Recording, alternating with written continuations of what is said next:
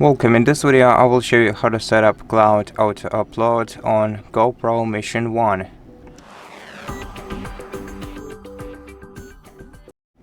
So if you want to start using this paid feature of the camera, you're gonna need to install the GoPro Quik application on your smartphone. If you are using an Android device, install it from Google Play Store. In case of Android devices, use App Store. Then you're gonna have to connect your camera to your phone.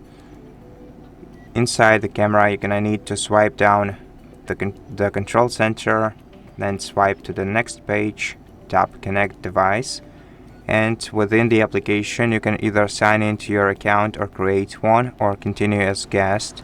Then go to the GoPro section, tap Connect a GoPro, and once the application finds your GoPro nearby, tap Connect and wait until the camera is connected.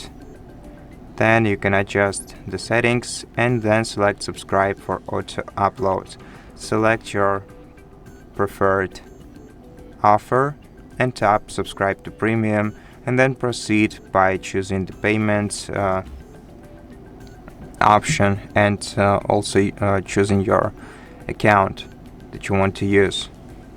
And after that, this feature will be enabled for the period that you selected in your subscription terms.